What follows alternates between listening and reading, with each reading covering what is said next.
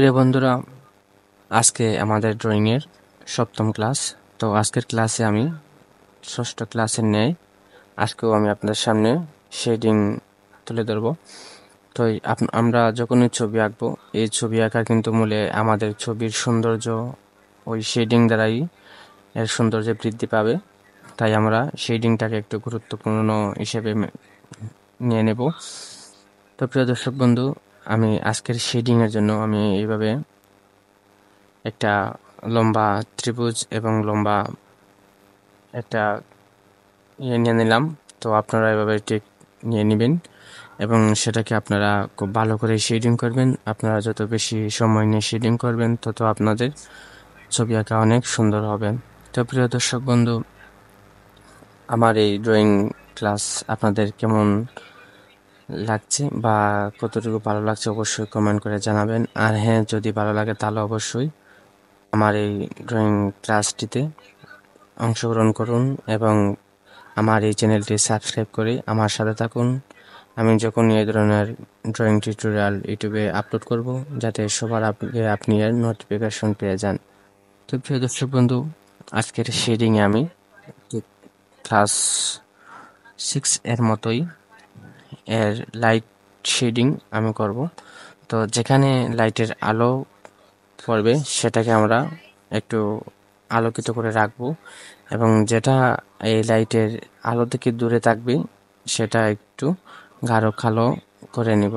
তো প্রিয় দর্শক বন্ধু, আমি আমার এই ড্রয়িং ভিডিওটিতে আমি লাইটের আলোটাকে রেখেছি বাম পাশ দিয়ে এবং ডান পাশে একটু অন্ধকার, যাতে এমন মনে হয় যেন বাম পাশ থেকে কেউ যেন লাইট ধরে আছে বা বাম পাশ দিয়ে সূর্যের আলো পড়েছে।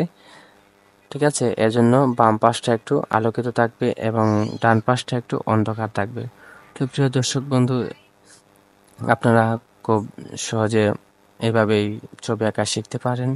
তো আমি আগেও বলেছি, আমি এখনো বলতেছি যে ছবি আঁকার ক্ষেত্রে সবচেয়ে গুরুত্বপূর্ণ যেটা হচ্ছে সেটা হচ্ছে শেডিং এবং ছবি যে পিকচার আমরা ড্রয়িং করব ওই পিকচারের আউটলাইন। তো পিকচারের আউটলাইন আপনারা খুব সহজে এটাও শিখে নিতে পারেন এবং সেটা হচ্ছে আমার এই ইউটিউব চ্যানেলের শর্টস ভিডিও এটা আছে। আপনারা কিভাবে যে আউটলাইন তৈরি করবেন সেটার সম্পূর্ণ টিউটোরিয়াল। তো প্রিয় দর্শক বন্ধু, আমি এভাবে ধীরে ধীরে ধীরে ধীরে আপনাদেরকে নিয়ে অনেক দূর এগিয়ে যাওয়ার চেষ্টা করব। আমি যতটুকু পারি আপনাদের সামনে সব তুলে ধরব। তো আমরা শেডিং তারপরে শুরু করব। বেসিক ড্রয়িং মানে আমরা যে কোনো ফুল বা পাখি, ফ্লাওয়ার যেটাই আঁকি না কেন সেটাকে আমরা এঁকে তারপর এটাকে শেডিং করব। তো প্রিয় দর্শক বন্ধু, এভাবে চেষ্টা করুন, তাহলে আপনি খুব সহজে ছবি আঁকা শিখতে পারেন। তো আমি আমার এই যতটুকু সম্ভব আমি চেষ্টা করি আপনাদের সামনে তুলে ধরার জন্য।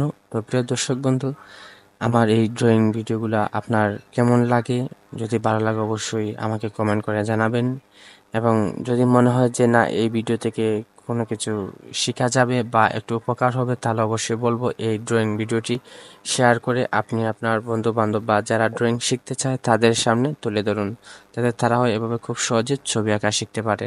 তো প্রিয় দর্শক বন্ধু, দেখতে দেখতে প্রায় শেষের পর্যায়ে। Thanks for watching.